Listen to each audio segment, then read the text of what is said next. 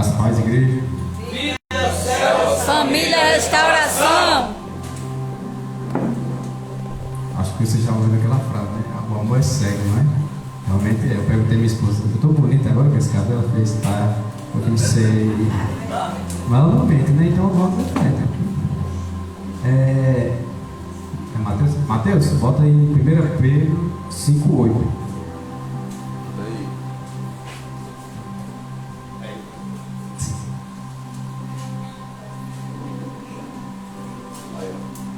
Mateus. É, 1 Pedro 5:8.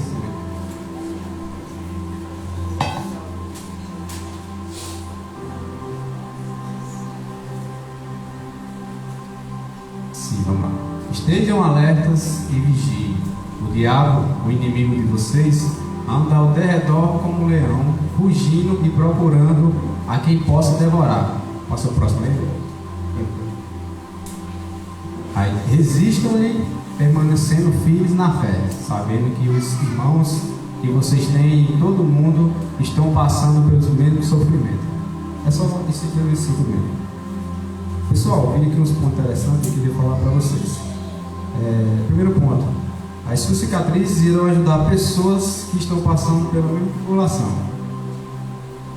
Segundo, ele pede para a gente vigiar. Porque imagina só, se Satanás enganou a terça parte dos anjos, imagina a gente, né? E eu queria fazer uma pergunta a vocês: quem aqui sabe seu ponto fraco em questão de pecado? Todo mundo sabe?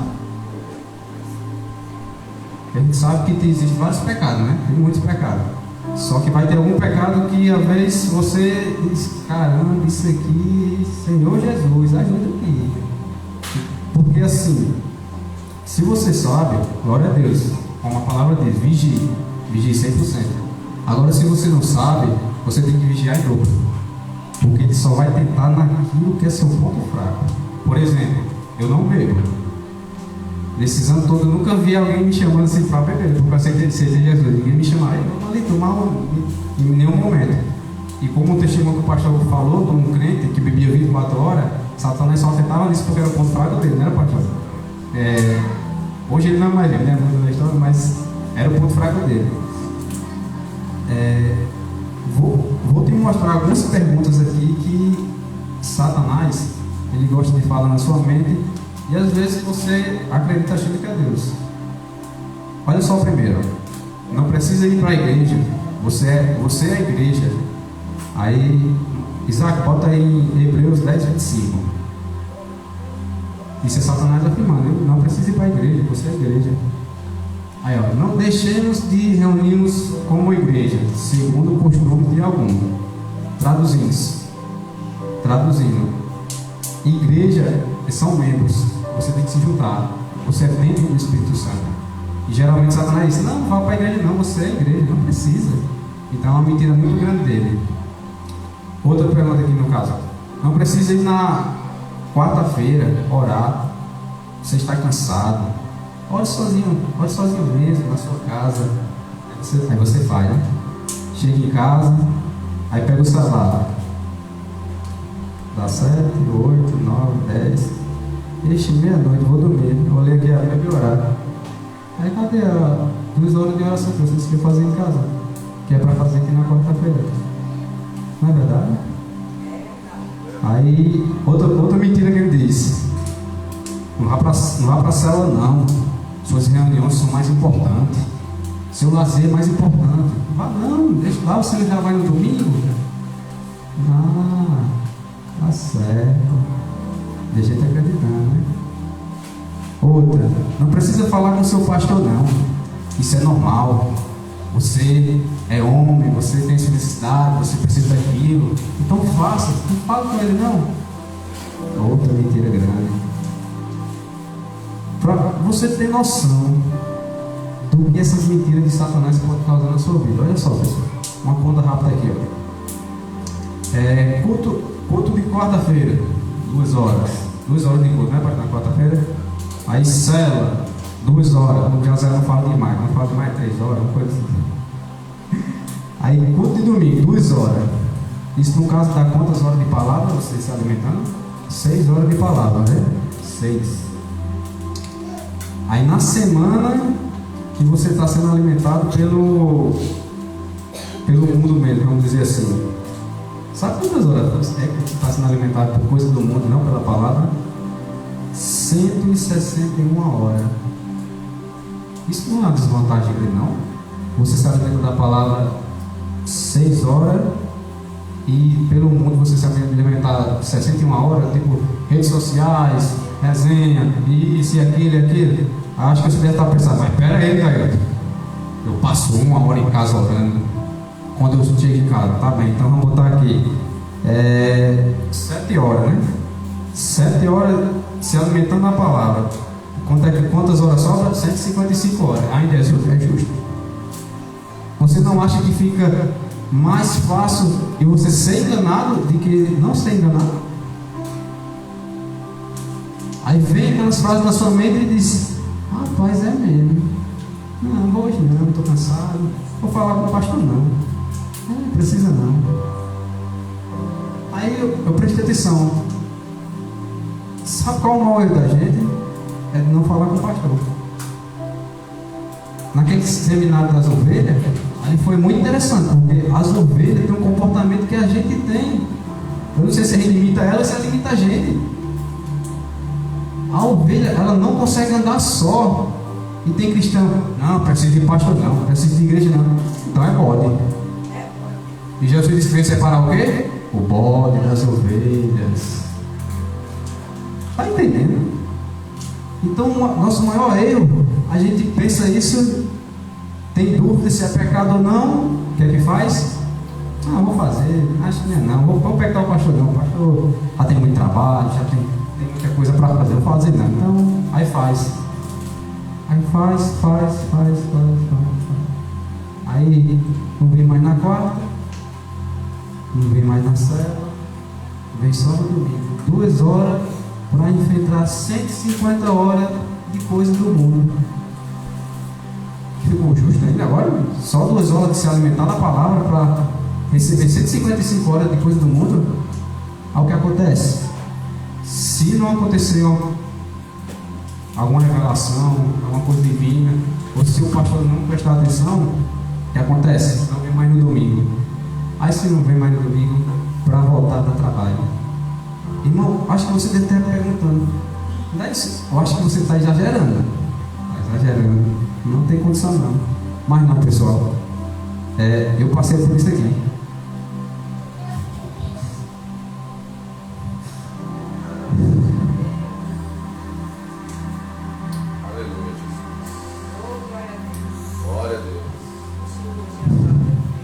Esse aqui era eu. Estava vindo só no domingo. Não estava vindo nas quartas. Não estava vindo no meu parcela. Eu disse: pastor, parcela, tem reunião com o cliente. Ele está certo, foi tudo bem. Foi deixando. E todas as mentiras que eu falei para você aqui, Satanás falou para mim. Isso aqui não foi inventado, isso aqui foi o que falou para mim. Eu fiz questão de escrever aqui as mesmas perguntas que ele fez para mim, para mostrar a vocês. Porque quando você começa a dar legalidade, você não sabe que se Deus está falando, se é Satanás não. Você não sabe, você só vai concordando. É mesmo, é sim.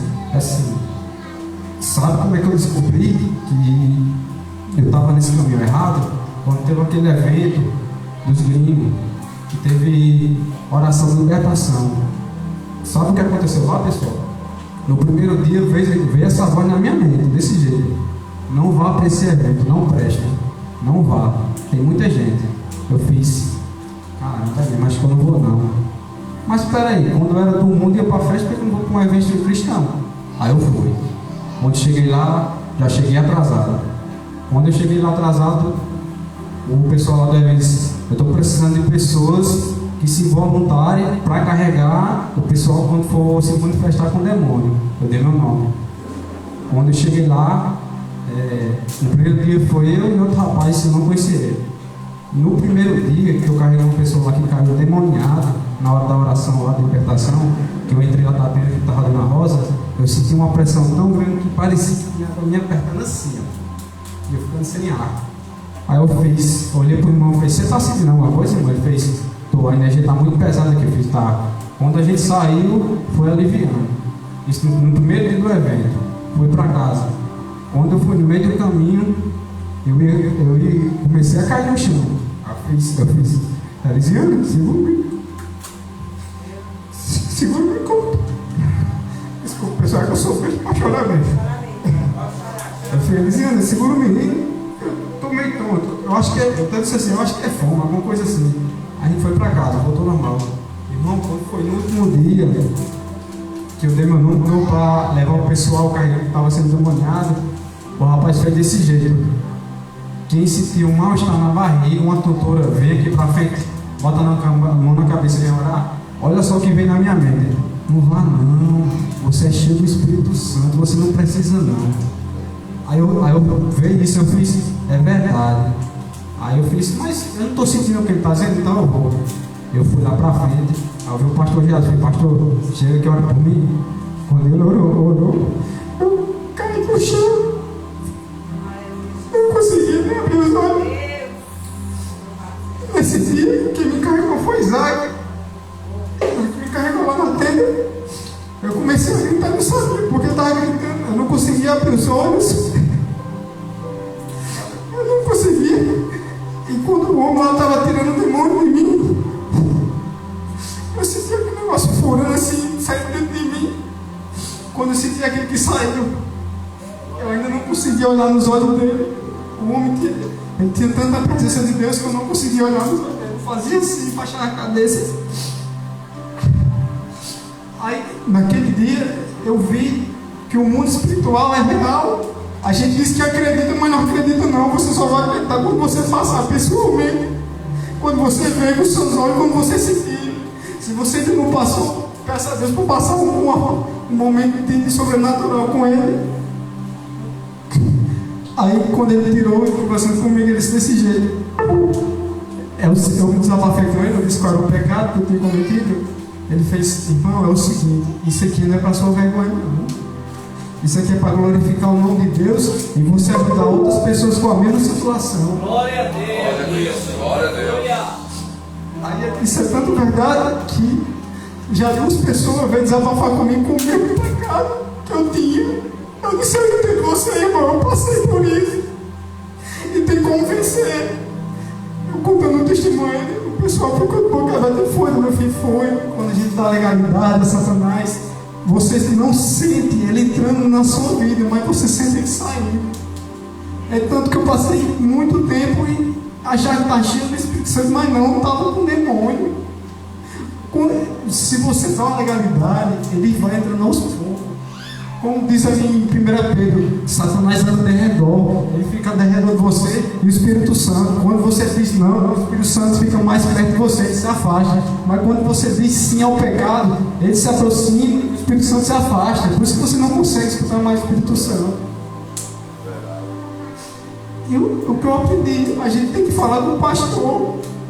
A gente é ovelha, Jesus disse que somos ovelha. A gente precisa do pastor.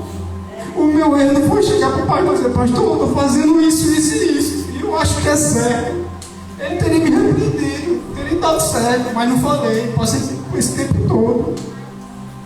E para terminar, pessoal, isso que eu quero dizer, dúvida, eu falo com o pastor, ele vai ajudar. É só isso mesmo, pessoal. Amém. Glória a Deus.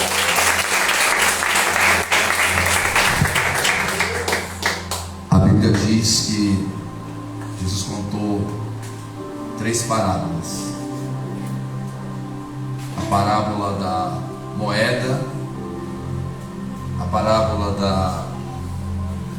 da ovelha e a parábola do filho pródigo. A parábola da moeda, da dracma, foi perdida dentro de casa. Muitas vezes você pode estar perdendo alguém que está dentro da sua casa.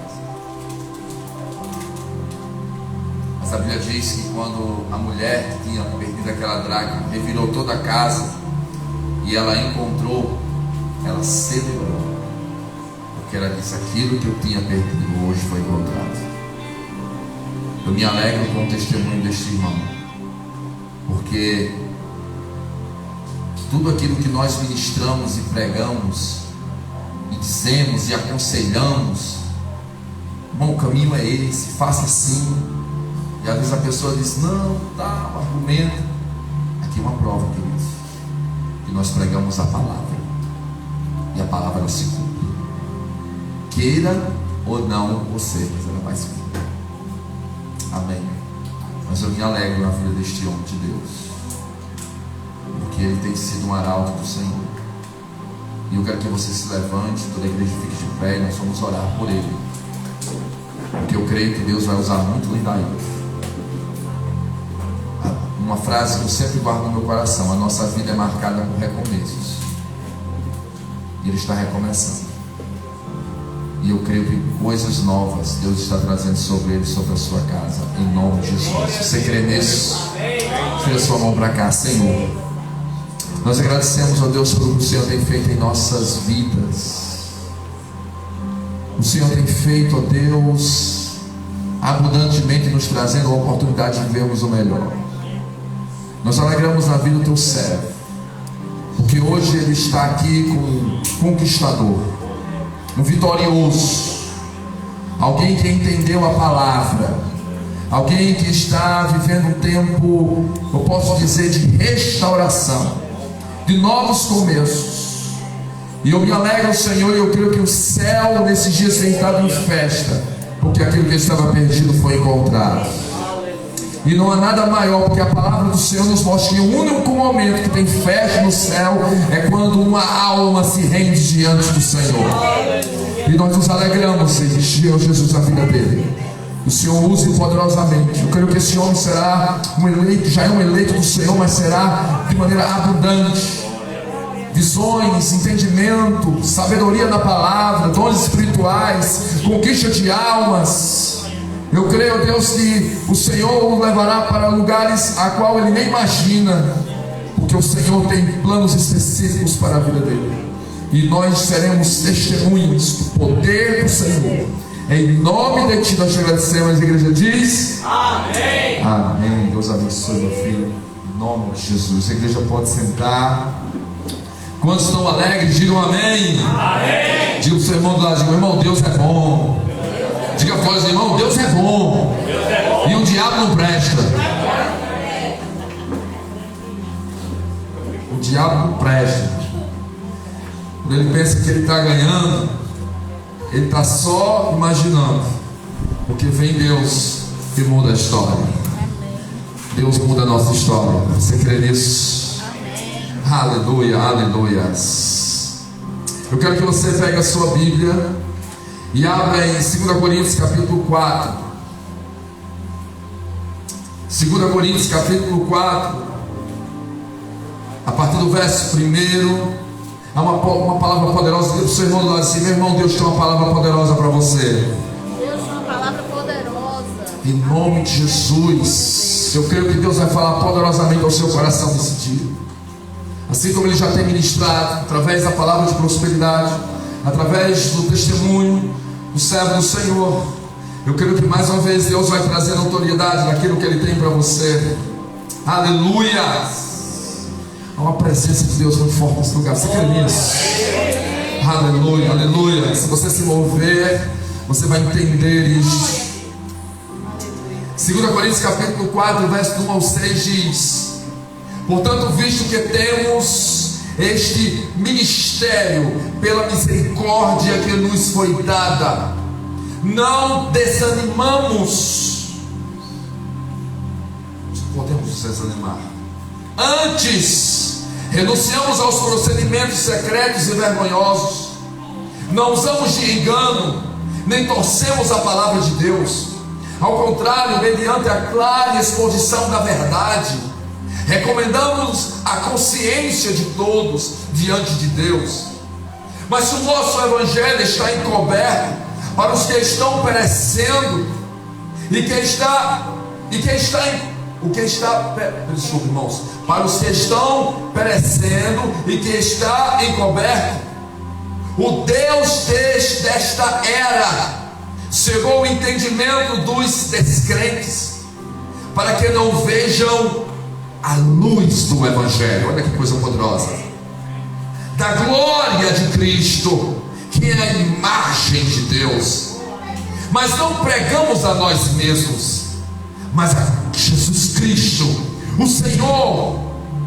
E nós, como escravos de vocês, por causa de Jesus, pois Deus que disse: das trevas resplandeça a luz, Ele mesmo brilhou em nossos corações para a iluminação do conhecimento da glória de Deus na face de Cristo. Você pode dizer amém? Amém. Feche seus olhos, Senhor.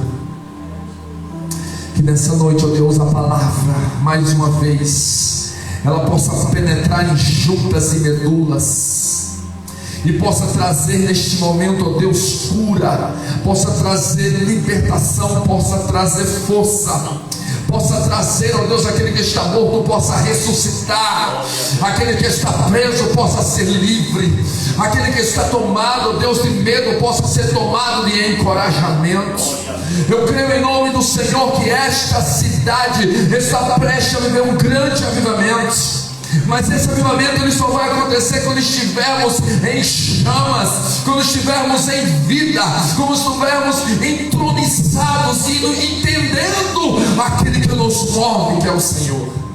Por isso eu creio, ó Deus, nessa noite, nesse tempo, nesse dia ímpar, que o Senhor vai trazer direção para a tua igreja. Os que creem e acreditam, glorifiquem o nome de Jesus. Aleluia. Hoje eu quero ministrar sobre o poder da influência. Nós estamos na nossa série Influenciado ou Influenciando, e eu quero falar desse poder. Mas antes de entendermos que poder é esse, nós precisamos entender o que o apóstolo Paulo está nos trazendo. O apóstolo Paulo ele escreve a segunda carta aos Coríntios por dois motivos. A primeira, porque a primeira carta foi uma carta de advertência, foi uma carta de disciplina, foi uma carta de ordem, foi uma carta onde algumas coisas precisavam ser tratadas. E essa carta o apóstolo Paulo entendeu que era uma carta que traria tristeza ao coração dos seus leitores, dos seus ouvintes. Deixa eu dizer uma coisa para você, querido. Toda repreensão, como já diz em Hebreus capítulo 12, inicialmente ela vai provocar em você tristeza, mas que logo após ela vai produzir em você vida.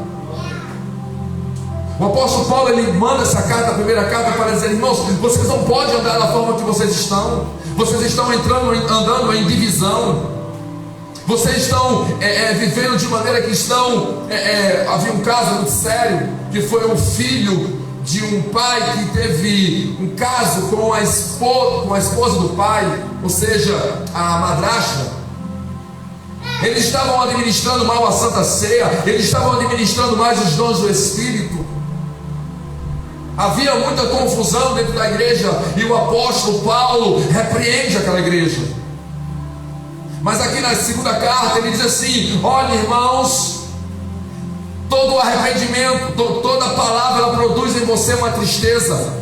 Uma tristeza é um estado de remorso, ou seja, você pode receber a palavra, você pode até ficar triste, você pode até chorar, mas se você não mudar, é apenas remorso. Mas a outra ele diz: mas existe uma tristeza que produz arrependimento. E o que é se arrepender? É mudar de caminho, é mudar de rota. Se você não muda, as coisas continuarão do mesmo jeito, você terá sempre os mesmos resultados. E o apóstolo Paulo está dizendo: olha, vocês precisam entender isso. E a segunda coisa que Paulo escreve essa carta era para trazer fortificação, porque muitos daqueles irmãos estavam passando por perseguição. E o apóstolo Paulo ele escreve essa carta, é uma carta que alguns teólogos chamam de a carta em lágrimas, porque Paulo ele demonstra em alguns momentos que ele parece estar chorando. E no capítulo 4, quando nós lemos, duas palavras se destacam. A primeira ele diz no versículo 1: olhe, vocês não podem desanimar. Não desanimem. Não desanimem. Em outro momento ele disse no verso 16, coloca aqui Isaac o verso 16, Mateus, mas coloque em outra versão. Muda essa versão NVI, pode colocar corrigida. Porque ele usa, aqui está, desfalecemos isso, muito bem. Desfalecemos. No verso 1 ele diz desanimemos, mas no verso 16 ele diz não desfaleça, ou seja, não apague, não perca. Irmão, deixa eu dizer uma coisa para vocês, principalmente os meninos aqui que estão caminhando agora em Jesus. Haverá situações na sua vida que você será confrontado, seja pelas circunstâncias, as questões externas, seja confrontações com a família, seja confrontações financeiras, seja confrontações na saúde, seja confrontações também, sabe o que? Você mesmo, como foi testificado pelo irmão. Agora a palavra é: não desfaleça, não desista. Você não pode desistir, você não pode parar. O apóstolo Paulo está dizendo: vocês não podem parar no Evangelho, vocês não podem retroceder. Eu gosto dessa palavra, retroceder. Alguém que retornou, alguém que desistiu, alguém que bateu. Quando a gente fala em bater, é uma expressão da luta. Quando alguém lhe ataca e uma situação que você não vê mais saída, você precisa parar. Mas a palavra diz: você não pode desfalecer. Irmão, não existe motivos para você desistir. Eu posso ouvir um amém? Amém. Não existe. O apóstolo Paulo diz em Romanos: nem altura, nem a profundidade, nem anjos, nem principados, nem o presente, nem o porvir, nada poderá me separar do amor de Deus. Glória a Deus. Aleluia. Não ache que existem motivos. E o apóstolo Paulo, a escrever essa carta, dizendo: não desfaleçam, não desanimem, ele apresenta também nesse capítulo os motivos para que você continue na sua vida cristã. Nesses dias nós temos sido ministrados sobre o influenciar e sendo influenciado. Eu faço uma pergunta nessa noite aqui para os irmãos: você tem sido influenciado pelo Evangelho? O Evangelho ele tem lhe influenciado? O Evangelho ele tem ainda lhe causado tremor dentro de você? Eu fiz questão de colocar a canção, a segunda canção que nós cantamos, porque a segunda canção ela diz assim, que teu amor, eu acho que a palavra é essa, o teu amor ainda me estremece. Deixa eu dizer uma coisa para você: quando você escuta uma canção, quando você lê a palavra, quando você vem para um culto, qual é o sentimento que tem dentro de você? Ainda ela te causa arrepio? Ainda ela te causa aquele temor? Ou simplesmente ainda para você é meramente apenas uma ação cotidiana religiosa? Se você chega na casa do Senhor, se você chega diante do Senhor e você não sente nada, é porque alguma coisa está errada. Alguma coisa está errada, por quê? Porque quando eu estou diante do Senhor, a palavra diz que nós, quando entramos diante dele, o nosso coração, Davi diz: Senhor, que está na presença de ti, ela me causa temor, ela me causa um fogo ardente. Meu irmão, deixa eu dizer para você: estar em Deus significa todo dia, é como se fosse fogo dentro de mim, que me queima e que gera um aroma suave. Glória a Deus. É algo intenso, é algo que eu digo: eu estou comprometido com essa causa, eu estou comprometido com este amor. Pode ser, pode passar o que tiver de passar, porque este amor ele já me ganhou, este amor ele já me tomou. Eu vou continuar, porque maior é aquele que está em mim do que aqueles que estão com o mundo. Aleluia. Paulo diz, 2 Coríntios capítulo 5, ele diz: o amor de Deus ele nos constrange, ele me deixa constrangido. E aí Paulo ele começa a mostrar algo muito poderoso. O que é que me influencia? Uma das coisas que eu preciso influenciar, sabe o que é, querido? A palavra. Diga: a palavra. Diga mais forte, diga assim: a palavra, ela me influencia. A palavra precisa me influenciar. Aí a primeira coisa que eu quero pregar sobre aqui, coloca aqui no slide, no primeiro ponto: pregamos algo maravilhoso. O que nós pregamos é uma dádiva. Olha o que ele diz no verso 1: portanto, visto que temos este ministério pela misericórdia que nos foi dada, não desanimamos, antes renunciamos aos procedimentos secretos e vergonhosos. Aí até aqui. Antes renunciamos aos procedimentos secretos e vergonhosos. O que Paulo pregava era uma verdade. O que Paulo pregava era algo poderoso. O evangelho sempre foi marcado pela pregação da palavra. Irmãos, deixa eu dizer agora a você. A gente sabe que o testemunho, quando nós temos um testemunho, nós arrastamos as pessoas. É uma frase comum. Mas ainda a pregação ainda é poderosa. A pregação, o discurso. Jesus, ele ganhou a multidão com seu testemunho e com a palavra e com o discurso. Jesus falava do evangelho. Jesus começa seu ministério anunciando. Mateus capítulo 4: é chegado o reino dos céus. É chegado uma nova estrutura. Eu achei tão interessante o pastor Douglas, que ministrou ontem. Ele contou algo que eu achei maravilhoso. Porque Jesus, ele chega dizendo: olha, vão, diz aos discípulos, vão e anunciem o reino de Deus.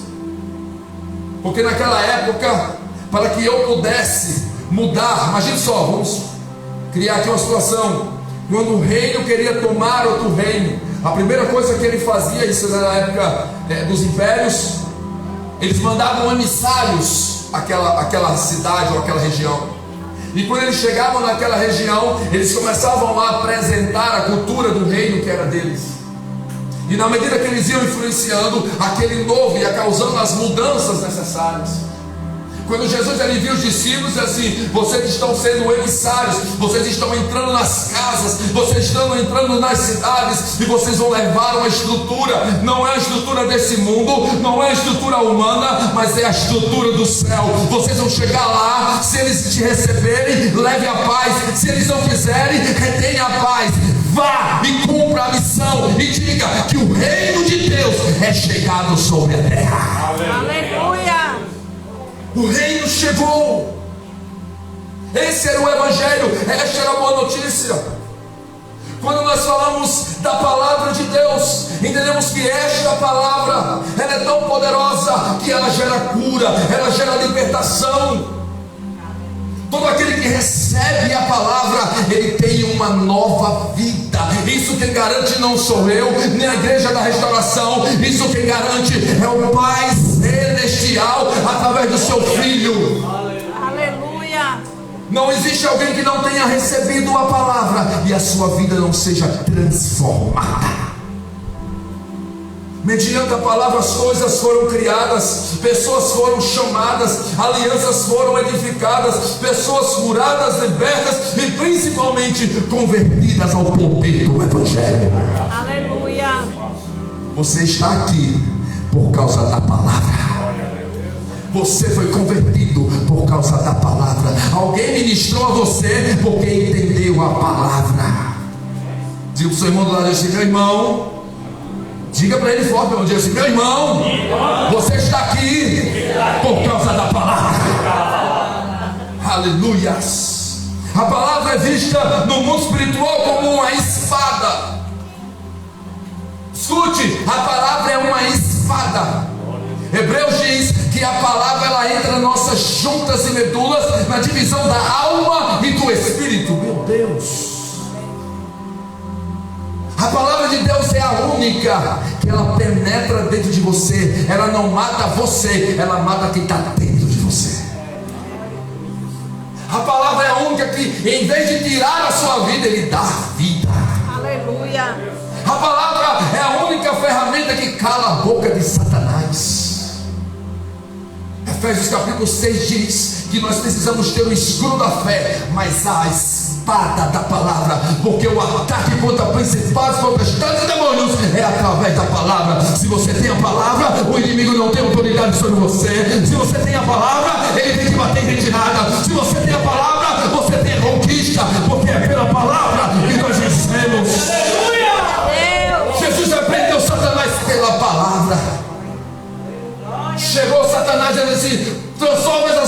mas Jesus disse: está escrito, não só de pão viverá o homem, mas de toda palavra que sai da boca de Deus. Se você não tem a palavra, você vai passar vergonha. Se você não tem a palavra, você vai entrar em situações que o inimigo vai rir de você. Mas se você tem a palavra, você já tem a conquista garantida. Glória a Deus. Aleluia. É a palavra. Quando nos referimos à palavra, estamos naturalmente nos referindo ao verbo. Coloca aqui em Mateus, João, capítulo 1, verso 14. Evangelho de João, capítulo 1, verso 14.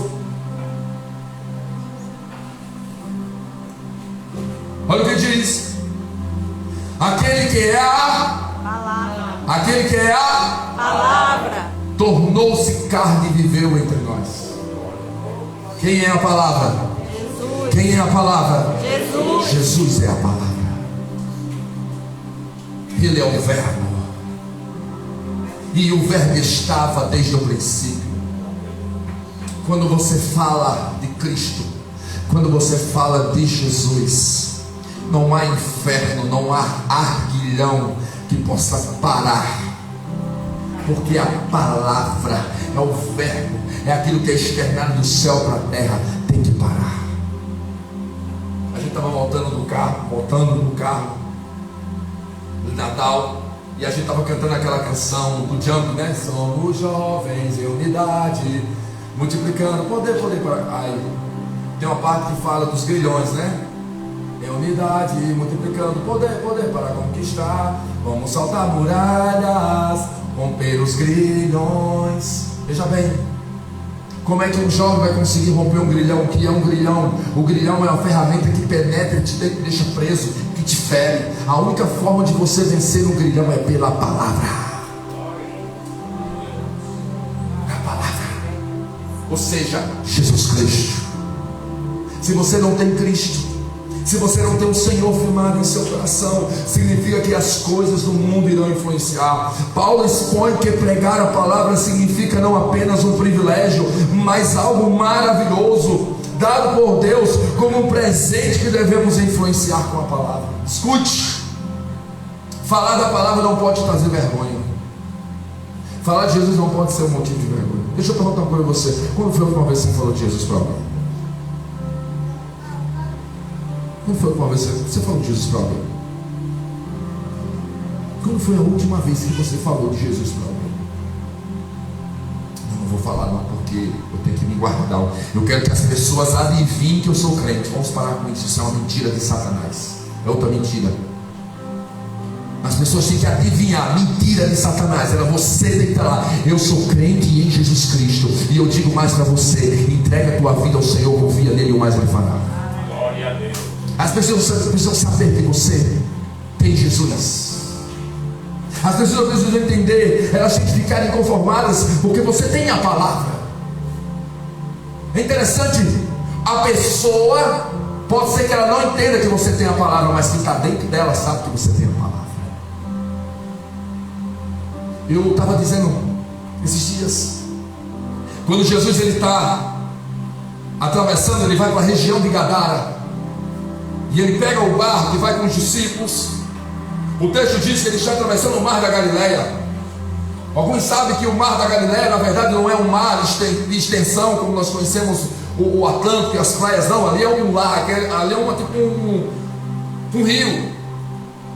Você já ouviu falar de um rio que tem tempestade? Você já viu o Azul Dourado que tem uma tempestade lá? Vai estar dando tempestade lá no Dourado. Mas o texto diz que quando Jesus está atravessando para o mar da Galileia, está atravessando no mar da Galileia em direção a Decápolis, há um redemoinho, há uma tempestade. Você sabe que tempestade era aquela? Era uma ação demoníaca que queria impedir Jesus de chegar à cidade de Gadara. Por que o diabo fez isso? Por que demônios fizeram isso? Porque eles sabiam que quando Jesus colocasse o pé naquele lugar, aquele lugar não seria mais o mesmo. A região de Gadara era uma região, era chamada Decápolis. Eram 10 cidades, e aquelas cidades, ao longo dos anos, elas foram tomadas por idolatria, feitiçaria e prostituição. O diabo ali reinava naquele local. Mas quando Jesus vai, ele chega e pisa nos pés, naquele lugar o demônio, o gadareno que estava tomado de demônio, chega diante dele e diz: o que nós temos contigo, Jesus? E Jesus repreende o demônio e diz assim: saia dele. Não, mas nós podemos ir para os porcos. Pode ir para os porcos. Quando ele libertou aquele vinho, o demônio saiu, aquele homem foi liberto. O texto diz que ele se levanta, ele estava transformado. A população foi atrás dele daquela região, olhou para aquele homem e disse: este homem, aquele que andava nos sepulcros, aqueles que comia corpos, ele era um louco, esse homem. E ele estava lá, o texto diz lá em Lucas que ele estava sentado em boa consciência. Ele estava agora transformado, e eles ficaram assustados com Jesus, porque Jesus causou a transformação. Aquele homem disse assim: deixa eu ir contigo, Jesus. Jesus disse: não, você vai ficar aqui para você pregar. Eu quero dizer a você que quando a palavra chega, ela transforma o ambiente. Aquilo que está dominado por Satanás, agora está dominado pelo Reino dos Céus. O seu trabalho, a sua escola, a sua faculdade, o seu ambiente onde você trabalha, ele precisa ser dominado pelo céu. Sabe por quê? Porque você está lá. Nós levamos a cultura do céu, nós levamos a estrutura do céu. O problema é que parece que é assim: eu tenho a estrutura do céu, mas estou com medo de aquele lugar, porque aquele lugar está tomado, a gente fica só reclamando. É porque esse lugar aqui, está vendo? Todo mundo aqui está destruído, é assim mesmo, todo mundo pereceu, não tem mais jeito. Ei, meu irmão, você tem a palavra, e a palavra lhe influencia, a palavra liberta. Este ministério poderia ser dado aos anjos, o ministério da palavra poderia ser dado aos anjos, você sabia disso? Mas Jesus não deu, o Senhor não deu aos anjos, não. Os anjos não vão pegar o ministério da palavra. Ele entregou aos homens, ele entregou para mim e a você. Jesus disse: em vocês, através de vocês vão expulsar demônios, através de vocês curarão os enfermos, através de vocês os espíritos malignos serão repreendidos. E eu acho tão interessante, eu vou contar um testemunho aqui bem interessante, até de certa maneira validando aquilo que o irmão Leandro falou. Havia um homem chamado Robert Tom, eu estou lendo esse livro dele, e ele disse que ele era altamente alcoólatra, ele era viciado em álcool, e ele não conseguia se libertar, por muitas vezes tentou e nunca conseguiu. Mas chegou um dia, vou contar a conversa, porque ele chega um dia e entender o poder da palavra, porque aquilo que é impossível para mim e para você, aquilo que é impossível para o mundo, eu quero dizer a você que em Cristo todas as coisas são possíveis. Até alguém que está debaixo do vício da bebida ou de qualquer outro vício, ele pode ser liberto. E aquele homem foi liberto. Mas teve um dia que ele estava perturbado, ele estava querendo fazer a obra do Senhor e algumas coisas não deram certo. E ele foi visitado por um demônio. E o demônio chegava para ele e dizia assim: olha, volta, vai beber, vamos tomar só uma, porque vai passar. E levado por aquele pensamento, ele pega um ônibus, e o ônibus vai direto no primeiro canto, onde ele, aos 16 anos, ele tomou a primeira bebida. E quando ele chega naquele lugar, estava o mesmo garçom que da primeira vez recebeu ele. E a palavra ao ouvido dele, né? A voz dizia ao ouvido dele: vai lá, bebe, só mais um drink. Mas aí lá dentro, no íntimo dele, deixa eu dizer uma coisa, aquilo que o irmão Lindaí disse é uma grande verdade. Quanto mais você está distante do Senhor, mais distante está a voz de Deus em você. Mas ele escutou uma voz, estava distante, uma voz dizendo assim: mas eu estarei com você todos os dias. E ele pegou essa voz de distância e disse: eu não vou ficar aqui, eu vou embora. E ele foi embora, ele foi para a casa de um irmão. Ao chegar lá, conversando com esse irmão, ele disse: irmão, eu quero ser batizado com o Espírito Santo. Quantos aqui não são batizados com o Espírito Santo? Você precisa disso. Vamos ligar e vamos buscar isso. Batismo com o Espírito Santo, você precisa disso. Batismo com o Espírito Santo não é um detalhe, é uma autoridade. A Bíblia diz: revestivos do Espírito Santo. E ele queria: eu quero ser cheio do Espírito Santo, eu quero ser batizado com o Espírito Santo. Ele foi à casa do irmão e começou a orar. O irmão começou a orar por ele. E de repente veio um pensamento. O pensamento veio assim: vá para a sua casa agora correndo, porque a sua casa está pegando fogo. A sua casa está pegando fogo. E ele se levantou e disse: irmão, eu tenho que ir embora porque minha casa está pegando fogo. E aí é importante o discernimento do Espírito. O irmão que estava orando por ele olhou para ele e disse: eu já entendi. Há uma legião de demônios que está querendo te perturbar. Ele olhou para ele e começou a orar por ele: em nome de Jesus, em nome de Jesus, esse demônio vai em retirada agora. Na hora que ele sentiu aquela ação, aquele principado saindo dentro dele, quando saiu de dentro dele, imediatamente o Espírito Santo desceu e ele foi cheio do Espírito Santo.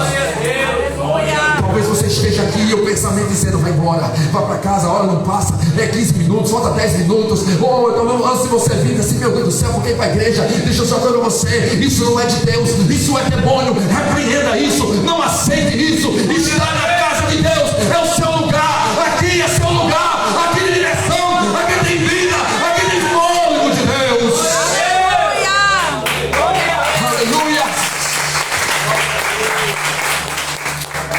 A única pessoa que não quer você aqui é Satanás. Por isso que ele quer te influenciar. Ou está passando um jogo agora, ou um amigo chegou, ou vamos ali, aconteceu um problema, irmão, aconteceu um maremoto aqui, deixa o maremoto lá e vai buscar a Deus. Porque quando você busca a Deus, Deus cuida do maremoto. Aleluia. Pastor Douglas contou. É bom a gente ir para esse congresso para a gente aprender muito. Se você quer falar, meu irmão, busque primeiro aprender. Pastor Douglas, ele pregava, ele é do Pará. Ele é um jovem, gente. Ele é mais novo que eu. Deus falou no coração dele: sai e vai para Alagoas, eu vou fazer o teu ministério lá. Ele pegou ele, a esposa, ele casou.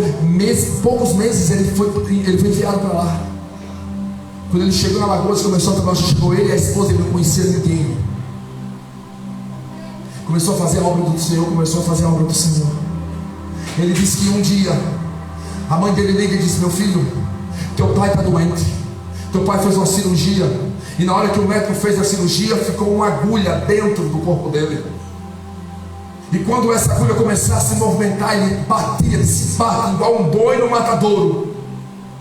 Ele entrou em desespero e disse: Senhor, eu preciso voltar para a minha casa, eu preciso ver o meu pai, eu não quero deixar meu pai sozinho.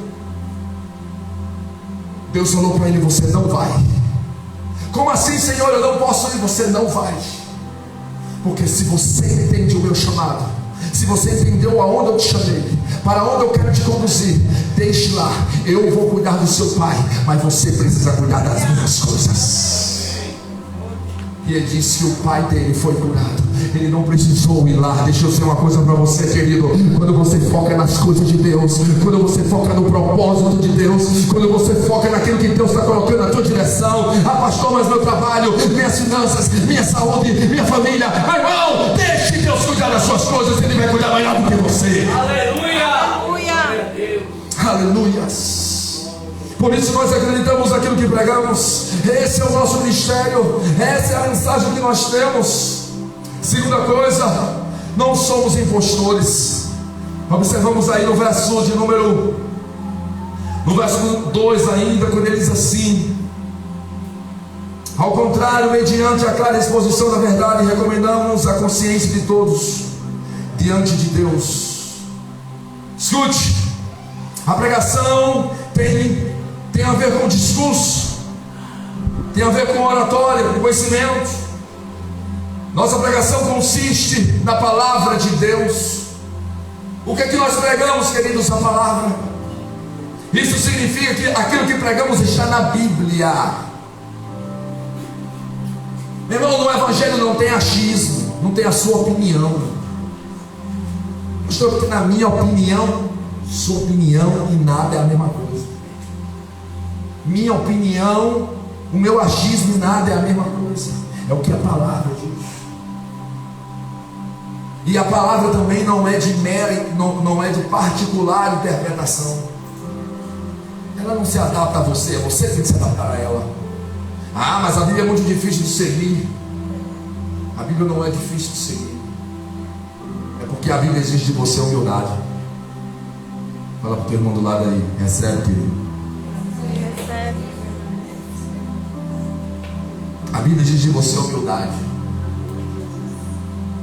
Se você não tem humildade, tudo para você vai ser muito difícil. E Jesus foi o primeiro a entender isso. Ele disse: vinde a mim todos os cansados e oprimidos, e eu vos aliviarei. Tomai sobre mim o meu jugo, porque eu sou manso e humilde de coração. Pastor Douglas falou uma coisa que eu achei incrível. Nós estamos em um tempo, Jefferson, que nós temos pigmeus espirituais, crianças espirituais querendo ensinar as pessoas a ser cristão, quando na verdade nem elas começaram a ser. Tem adolescente e jovem querendo repreender pastor, querendo repreender anciões, homens de história, de bagagem, dizendo para ele: vocês estão errados, nós estamos certos. Cuidado. Cuidado com esses meninos aí da internet. Paulo não usou de engano nem distorcia a palavra, as escrituras, para convencê-los de alguma coisa mais. Com clareza e exposição verdadeira, levava a consciência diante de Deus. Irmão, muito cuidado com falsos mestres. Paulo tinha comprometimento com a verdade. A verdade é assim, queridos. Não existe adaptação, não. Não é porque nós estamos no mundo moderno, não é porque a Bíblia é muito antiga. Antigo é o seu pecado. Irmãos, cuidado. Irmãos, se tem uma coisa que eu tenho respeito e admiração, é pelos mais velhos, principalmente aqueles que têm bagagem. Eu sinto para ouvi-los. Eu não quero jamais ter ousadia de querer repreender aqueles que têm uma história de entrega e de renúncia. O apóstolo Paulo diz assim, diz a Timóteo, que era jovem: repreenda os mais velhos, mas com sabedoria. Estamos num tempo que adolescente está apontando o dedo no nariz de pai e mãe, dizendo: você está errado. Como foi dito pela irmã Terezinha, lembre que diz um mandamento. O mandamento é uma lei, é uma normativa. Não é se você quer ou que não quer, é o que você tem que fazer. Obedeça, honre os seus pais. Dê um sorriso para o seu irmão que está do lado. Pergunta ele se ele está bem. Diga se você está bem. Amém? Amém. Tem alguém feliz aqui? Amém. Glória a Deus. Desde os tempos de Paulo existiam os chamados falsos mestres, os influenciadores, os fakes, que usavam as escrituras para enganar o povo. Podemos provar qualquer coisa pela Bíblia. Irmão, tenha cuidado, tem muita gente que manda você para o inferno ler na Bíblia, dizendo que está na Bíblia. Sabia disso? Tem gente que prova que você não precisa seguir a Jesus pela Bíblia. Irmão. Você sabia que a maioria das seitas foram criadas através da Bíblia? Sabia que o Islã, o Espiritismo, foram tudo criados com versículos isolados da Bíblia. Pega um versículo isolado e pega aqui, ó, está na Bíblia aqui, ó, olha aqui, ó, dizendo aqui na Bíblia, ó. Aí o camarada é mesmo, ó, pega versículos fora de contexto. Uma vez chegou uma pessoa para mim e disse assim: não vai ter igreja mais não, igreja acabou. Não, agora cada pessoa agora vai estar servindo do jeito na sua casa, porque cada um agora é templo. Eu olhei e disse: como é que é, amigo? Fazer igual o carro, como é, amigo? Vamos atrás da Bíblia, amigo. Não tem, olha aqui, ó, Efésios capítulo 2, no que nós somos templos e morados do Espírito Santo. Ei, mas não é só isso aí não. Vamos ler todo aqui? Já dizia uma frase de Silas Malafaia: texto sem contexto é pretexto para heresia. Cuidado com os enganadores de plantão. Pastor, como é que eu entendo que quem eu tenho ouvido está me desviando do Evangelho? Quando ele não te tira de estar na igreja, quando ele não te tira de ouvir a voz do seu pastor, quando ele não te tira de viver princípios, aí você está ouvindo alguém bênção na sua vida. Agora, se ele está contrariando a palavra, gerando em você revolta, isso não é de Deus, isso é ação diabólica. Eu posso ouvir um amém? Amém. Aleluia. Podemos, já li. Se Paulo era um pregador tão fiel da palavra, olha, escuta isso aqui, irmãos. Se Paulo era tão fiel da palavra, Porque mais pessoas não creram na sua mensagem. Porque os falsos mestres eram tão bem sucedidos que não granjeavam convertidos. Irmão, tem mais gente ouvindo esses falsos mestres do que ouvindo os pastores, do que ouvindo a mensagem da palavra. Você sabia disso? Nós temos uma comparação agora. A gente botar certos camaradas por aí, o cara está em casa, sentado, no fundo com um monte de livro para mostrar que é inteligente. Está lá, 200 mil pessoas assistindo ele ao vivo. Aí você pega essas 200 mil pessoas assistindo, são tudo de igreja. Aí você pergunta, quantas pessoas dessas? Aonde estão os pastores dessas pessoas? Ou onde deveriam estar eles se não era dentro da igreja? Aí você pergunta, por quê? Por que essas pessoas não estão aqui ouvindo a palavra? Por quê? Aí Paulo responde, coloca aí 2 Coríntios capítulo 4, verso 4, olha aí, ó. 2 Coríntios 4, olha, ele diz, ó, olha, o Deus desta era cegou, diga cegou, o entendimento dos descrentes. Ele cegou. Eu não consigo ver, não consigo enxergar a verdade. Aí diz mais, para que não vejam a luz do evangelho da glória de Cristo, que é a imagem de Deus. Irmão, deixa eu dizer para você, pior do que ficar cego, quando eu falo cego de visão mesmo, é não conseguir enxergar a verdade, é não poder enxergar a verdade. Por que eu não consigo enxergar a verdade? Porque os argumentos deste mundo te bloqueiam para que você não entenda o que Deus está fazendo. E você sabia disso, que é uma ação permissiva de Deus? Deus permite que você seja enganado por causa da dureza do seu coração. A pior coisa que você pode passar na sua vida, pastor, a pior coisa que eu vou passar na minha vida é um parente meu morrer, é eu ficar doente. Não, meu irmão. Não. A pior coisa que pode acontecer na sua vida é Deus permitir que você ande no seu próprio engano. É a pior coisa. É quando Deus permite que teu coração seja endurecido. A Bíblia diz que Deus endureceu o coração de Faraó. Deus endureceu o coração de Saul. Ele não conseguia ver a verdade. Não era porque o diabo, não, já era Deus. Sabe por quê? Porque eles negaram a verdade. Todas as vezes que a verdade vem na sua direção e você não aceita, você vai viver de agora debaixo de mentira. Diga para o seu irmão do lado, irmão, isso é forte. Não queira andar no engano. Ande na verdade. Jesus disse, conhecereis a verdade. A verdade o quê? E a verdade o quê? A verdade vai nos libertar. Nós não podemos andar debaixo do engano. Olha o que Jesus disse. Olha Mateus 24, 11. Isso, Jesus disse que ia acontecer isso, olha. Que numerosos falsos profetas surgiriam e enganarão a